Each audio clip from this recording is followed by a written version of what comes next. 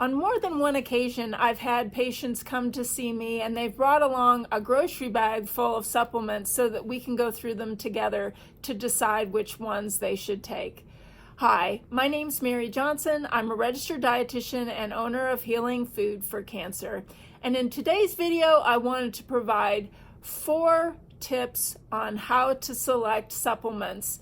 And these tips will be helpful whether you're someone who's currently undergoing treatment or if you're someone who just would like to learn a little bit more about supplement selection. So let's get to it. The first tip is to use food if at all possible. And the reason being is that whether you're looking at good quality supplements or just your run-of-the-mill supplement, they're expensive, and I'd rather see people use that money to buy good food. The other thing is that food is absorbed much more effectively along the GI tract than supplements are. There are certain places along the GI tract where nutrients are absorbed, and if that supplement is not available at that particular point along the GI tract, they'll just pass right through you without any benefit. As I was touring the Metagenics supplement plant, I was talking with a chemist and he was explaining that he was doing research to be sure that a capsule that he was working on would make it through the very strong stomach acid intact, but then be available right in the right place in the GI tract so that it could be absorbed. And I don't know that most supplement companies are going to that extent to be sure that their products are going to be absorbed and available so that they can have the desired impact. There are certainly some times, however, when supplements are appropriate. And that brings me to my next tip, which is that if you are selecting a supplement, you need to be aware that the FDA does not regulate supplements.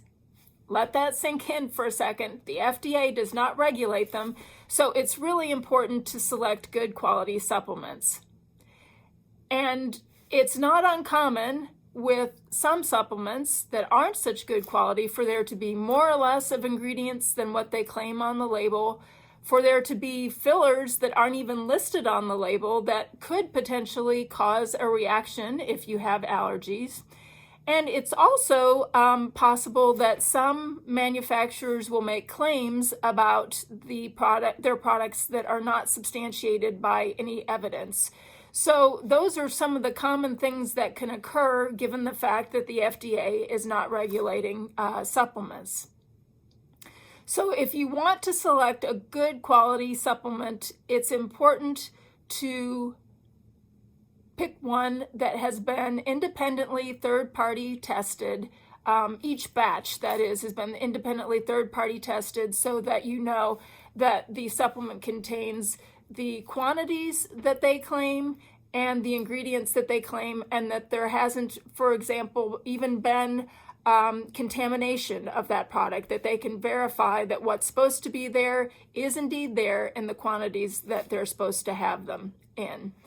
So there are 3 companies that do this kind of testing for quality, and I will put the emblems up on the screen so that you can recognize them when you are looking at a supplement label. The first one is the National Safety Foundation, the second is Consumer Labs, and then the third is the USP Dietary Supplement Verification Program. And companies are very proud to put these labels on their label as it's an indication of quality, and they're wanting to reassure consumers that they are taking quality seriously. The last tip I have is probably the most important tip, and that is if you are using supplements, please disclose your use to the care team that you're working with. I've had patients tell me, oh, this is natural, I'm not going to say anything to the doctor, And in fact, you're taking it because you're wanting to have the benefit, but that benefit could very well result in an interaction. So it's really critical that you let your care team know of everything that you are taking. There are some supplements that will interact with treatment, as well as some nutrients that will interact with tumors. And so your care team really needs to be aware of anything that you're taking. As always, this video and the information in it is not intended to replace the one-on-one individualized care that you can get from a registered dietitian. So I urge you to work with someone who can factor in your medical history and your current healthcare situation to provide informed recommendations to you. I hope this video was helpful. If it was, please like and subscribe, and I will look forward to seeing you in the next video. Thanks so much for watching. Bye-bye.